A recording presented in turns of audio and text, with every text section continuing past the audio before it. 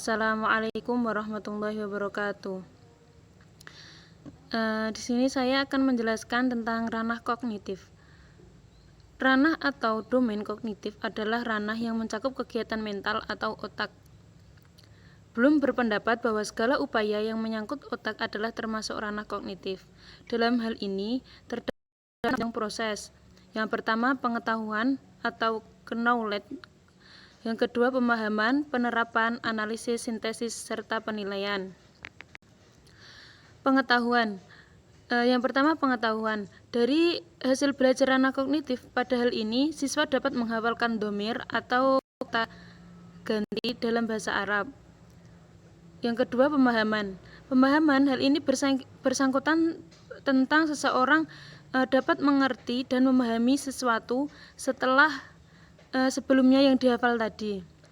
Siswa dapat menyimpulkan kembali, juga dapat menjawab pertanyaan tentang teks bacaan dan menggunakan redaksi bahasanya sendiri. Kemudian penerapan atau application. Siswa mampu membuat contoh dari kalimat bahasa Arab sesuai dengan pola kalimat yang telah diajarkan. Kemudian analisis.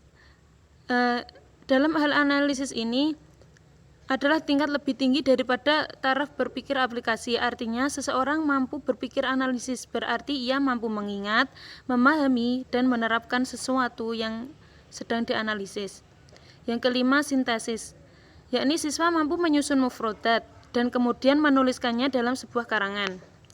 Yang keenam, evaluasi. Ini seseorang dihadapkan pada beberapa pilihan dan dia bisa memberi pilihan yang terbaik sesuai dengan patokan-patokan atau kriteria yang ada.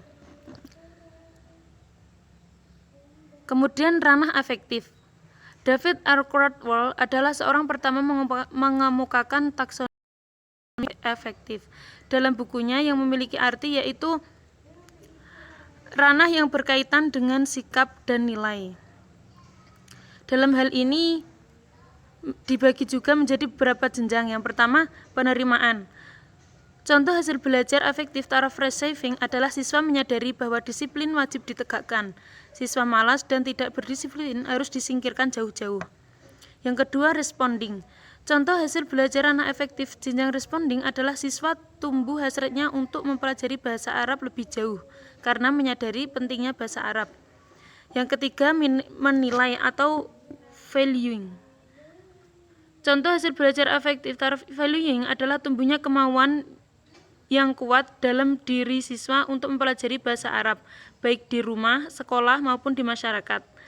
Karena didasari keinginan dan penilaian bahwa mempelajari bahasa Arab sangat bermanfaat bagi seorang muslim. Yang keempat, mengorganisasikan, yakni siswa mendukung keputusan pihak manapun yang memiliki kepedulian dan mengembangkan bahasa Arab di Indonesia. Yang kelima, karakterisasi dan nilai atau kompleks nilai. Kemudian, ranah psikomotorik adalah ranah yang berkaitan dengan keterampilan atau skill atau kemampuan seseorang dalam menerima pengalaman belajar tertentu. Dalam hal ini juga dapat diklasifikasikan menjadi 7 tingkatan. Yang pertama, perception. Yang kedua, set atau kesiapan. Yang ketiga, good response, gerakan terbimbing. Yang keempat, mekanisme atau gerakan terbiasa. Yang kelima, gerakan kompleks. Yang keenam, adaptasi. Yang ketujuh, organisasi dan aktivitas. Untuk persepsi adalah kemampuan hasil belajar psikomotorik yang paling rendah, yakni kemampuan membedakan suatu gejala dengan gejala, kemampuan mengungkap stimulus, menerima isyarat, dan menerjemahkannya dalam aksi. Yang kedua, set adalah kemampuan menempatkan diri untuk memulai suatu kegiatan.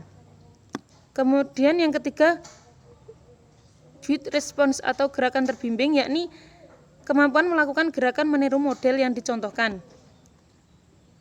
Selanjutnya, mekanisme atau gerakan terbiasa adalah kemampuan melakukan gerakan tanpa ada model atau contohnya. Jadi dia bisa sendiri gitu. Yang kelima, gerakan kompleks, yakni kemampuan melakukan serangkaian gerakan dengan cara, urutan, dan irama yang tepat. Yang keenam, adaptasi adalah kemampuan untuk menyesuaikan diri dengan situasi berhadapinya. Yang ketujuh, organisasi dan kreativitas adalah kemampuan menciptakan gerakan-gerakan baru yang tidak ada sebelumnya atau mengkombinasikan gerakan-gerakan ada menjadi kombinasi gerakan yang orisinal. Jadi dia itu memiliki pemikiran-pemikiran gimana menjadi daya tariknya kuat.